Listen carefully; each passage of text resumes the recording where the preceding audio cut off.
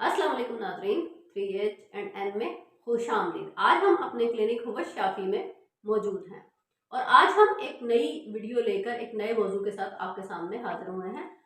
जिस तरह से कि मौरूसी बीमारियों के हवाले से एक वीडियो ऑलरेडी हम DNA के ऊपर पेश कर चुके हैं, इसी तरह से इसी सीरीज में एक दूसरी वीडियो है RNA यानी कि राइबो न्यूक्लिक एसिड।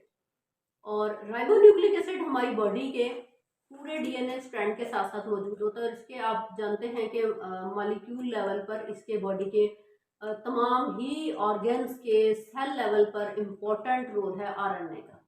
तो आरएनए की जो मेडिसिन है ये डॉक्टर जूलियन ने हानेमन के असूलों के मुताबिक इसको 1970 और 71 में प्रूव किया था और इसमें 32 खवातीन ने और मर्दों ने हिस्सा लिया था और इस प्रूविंग के दौरान 3x और 230 पोटेंसीज को इस्तेमाल किया गया था। इसकी जो जनरल अलामात हैं इसमें यह है कि मरीज़ अपने आप को चाको चबंद महसूस करता है और बहुत ज़्यादा दुखी और गमगीन महसूस करता है। वो सरगर्म होता है जिस्मानी ताकत में, वो पहले कोई चाको चबंद होता है उस पर जिस्मानी ताकत में ग्रेजुअली उसमें कमी वाक़ हो जाती है जिसकी वजह से वो सुस्ती और काहली का शिकार होता है। वो इस एक अफसुर्दगी की कैफियत में होता है। उस अफसुर्दगी की कैफियत उसके ब्रेन पर, उसके दिमाग पर हावी कर जाती है जिसकी वजह से वो ज़्यादा सोचने समझने की सलाहियत से महरूम हो जाता है और उसकी जो वो महसूस करता है जैसे उसके असाब की कुव्वत जो है वो ज़्यादा खर्च हो रही है, ज़्यादा सर्फ हो रही है। उसके ऊपर थकन और नींद का गलबा रहता है। अज़ा की दुखन, ईंठन, जैसे गर्मी, जैसे बुखार, इस तरह की उसको कैफियत होती है। उसको ऐसे लगता है जैसे हर चीज़ थोड़े से वक्फे के बाद उसे नज़र आती है, थोड़े से फासले से नज़र आती है और थोड़ी सी चीज़ नज़र आने के बाद ऐसे एकदम जैसे गायब हो, यानी आंखों के आगे अंधेरा सा आ जाता है।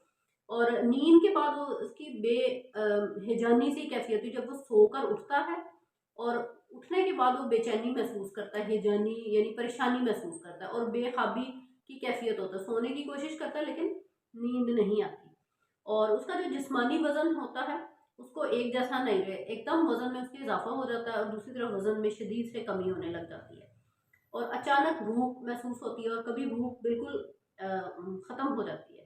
और अगर उसके निचले होंठ पर दाने जाहिर होते हैं और गैर तबई भूख का मर्ज होता है, यानी एकदम से उसे भूख लग जाती है, जब खाना थोड़ा सा भी खा लेता है उसे लगता है कि सेहरी हो गई है और उसका दिल भर गया, वो मज़ीद नहीं खा सकता। यानी कि भूख में एक यकसानियत या फिर भूख में एक जैसी कैफियत नहीं रहती, यकायक तेज़ और यकायक भूख गायब। और ठंडे खानों का वो ज़्यादा ख्वाहिशमंद होता है, गर्म खानों से या गर्मी वाली चीज़ों से उसे नफरत हो जाती है और खाना खाने के बाद उसे लगता है जैसे उसे मतली हो रही है, उसका पेट फूल रहा है, गैस हो रही है, कब्ज़ भी अक्सर उसको रहती है। इसके अलावा खून का दबाव घट जाता है, यानी बीपी उसका अमूमन लो रहता है।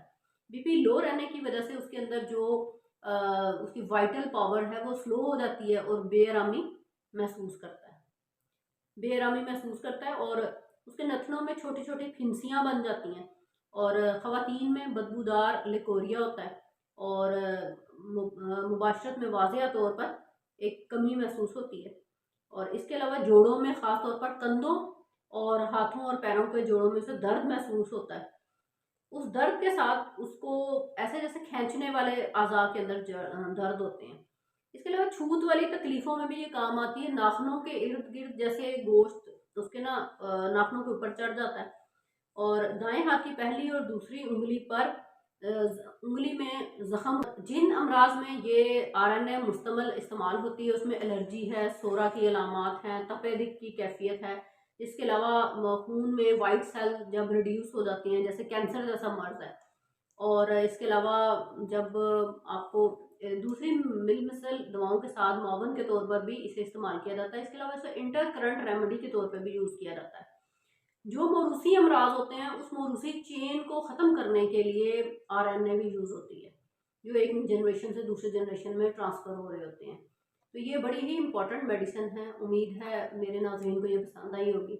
इसको ज़रूर देखिएगा, लाइक और शेयर कीजिएगा। बहुत शुक्रिया very much. Thank you very much.